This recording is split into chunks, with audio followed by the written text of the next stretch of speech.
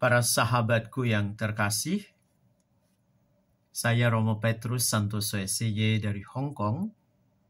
Pada kesempatan ini ingin berbagi dengan para sahabat dengan satu tema ini, persembahan diri.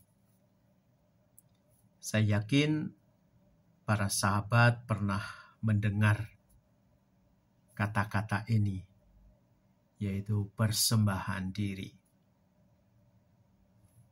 Saya yakin masing-masing dari kita juga mempunyai kerinduan untuk mempersembahkan diri kita ini kepada Tuhan. Mempersembahkan diri kepada Tuhan secara total, secara utuh. Mari kita lihat beberapa hal berkaitan dengan persembahan diri. Yang pertama, hidup yang dipersembahkan itu ternyata tidak berkurang. Justru yang terjadi adalah ketika kita berani mempersembahkan diri kepada Tuhan, hidup kita itu semakin ditambahkan. Bahkan hidup kita itu semakin berkelimpahan. Saya garis bawahi. Hidup yang dipersembahkan kepada Tuhan bukannya berkurang, tetapi justru membuat hidup kita itu ditambahkan dan hidup di dalam kelimpahan. Yang kedua, hidup yang dipersembahkan itu ternyata tidak ada sesuatu pun yang hilang. Kita pikir kalau kita mempersembahkan sesuatu khususnya kepada Tuhan, ada sesuatu yang hilang di dalam kehidupan kita. Tapi ternyata ketika kita berani mempersembahkan hidup kita itu kepada Tuhan, yang terjadi adalah hidup kita semakin dinyatakan. Kita mengalami kepenuhan hidup di hadapan Tuhan. Kita mengalami kepenuhan hidup di antara sesama kita. Lalu yang ketiga, hidup yang dipersembahkan, kita pikir kita mengorbankan banyak hal. Memang secara spontan. Kalau misalnya kita melihat, kita mempersembahkan hidup kita ini banyak yang dikorbankan. Ada kebebasan yang dikorbankan. Semuanya diberikan kepada Tuhan. Tapi ketika secara lebih dalam, kita melihat hidup yang dipersembahkan ini yang kita pikir banyak yang dikorbankan, justru yang terjadi itu sebaliknya.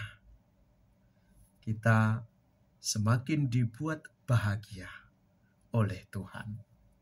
Jadi ketika kita mengorbankan hidup kita lewat persembahan hidup ini, persembahan diri ini, Tuhan punya rencana, yaitu membuat hidup kita semakin hari semakin bahagia, membuat hidup kita setiap saat menjadi bahagia. Itulah sebabnya para sahabat, ada dinamika yang menarik ketika kita masuk lebih dalam tentang persembahan diri ini. Yang pertama, kita coba lihat ketika kita melihat dinamika yang terjadi dalam persembahan hidup. Ada yang memanggil dan ada yang menanggapi. Tuhan selalu memanggil siapa saja. Tuhan memanggil itu tidak membeda-bedakan. Kamu semua dipanggil oleh Tuhan. Itulah sebabnya ketika Tuhan memanggil, harus ada yang menanggapi. Sehingga connect. Tuhan memanggil dan ada yang menanggapi.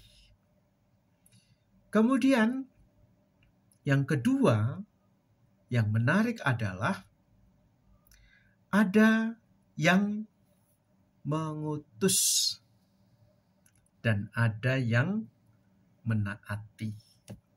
Semua orang diutus oleh Tuhan. Tak ada satupun dari kita yang tidak diutus oleh Tuhan. Semua diutus oleh Tuhan. Dan untuk siapa saja yang diutus oleh Tuhan, dia harus mentaati. Itu penting sekali. Maka seringkali saya suka sekali menggunakan kata just obey him. Pokoknya taat kepada dia. Kemana saja dia mengutus, maka kita harus taat kepada Tuhan. Lalu yang berikutnya, yang ketiga, ada yang menyertai. Tuhan selalu menyertai. Dan kemudian di situ ada yang meyakini. Tuhan tidak akan pernah tidak menyertai hidup kita.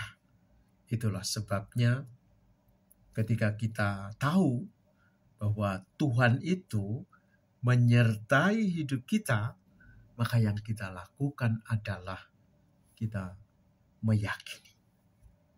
Di mana saja, kapan saja, saya melakukan apa, saya pergi kemana, saya sedang bersama dengan siapa, di situ Tuhan selalu menyertai kita.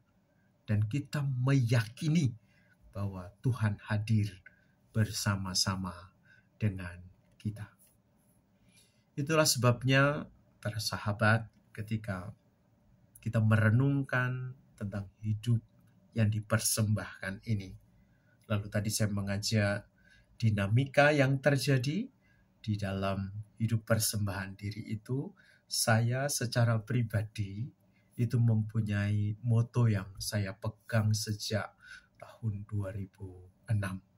Yaitu ketika saya akan ditabiskan menjadi seorang imam. Saya mencoba merangkum hidup yang dipersembahkan kepada Tuhan itu dengan moto yang saya miliki. Bunyinya demikian. Ku berikan hatiku untuk mengasihi dan mengampuni, dan kuulurkan tanganku untuk melayani. Itulah cara saya untuk merangkum tadi tentang persembahan diri dan dinamika yang terjadi dalam hidup saya sehari-hari, bagaimana saya mempunyai desire, mempunyai kerinduan untuk mempersembahkan diri kepada Tuhan. Dengan moto yang tadi saya miliki, apakah ada yang hafal? Kalau tidak hafal, saya ulangi lagi. Ku berikan hatiku untuk mengasihi dan mengampuni, dan kuulurkan tanganku untuk melayani. Sekarang pertanyaannya adalah bagaimana? Apakah para sahabat juga mempunyai kerinduan untuk mempersembahkan diri kepada Tuhan, tentu lewat panggilan kita masing-masing. Dan kalau memungkinkan, punyailah juga moto yang indah bagi hidupmu, sehingga kamu bisa mengungkapkan bentuk persembahan diri itu dalam sebuah kata-kata, dan sekaligus kata-kata itu akan mendorongmu, memotivasimu, mensupportmu, dan juga memberikan inspirasi di dalam hidupmu. Begitu saja para sahabatku yang terkasih, semoga melalui jalan panggilan kita masing-masing, kita berani mempersembahkan diri kepada Tuhan.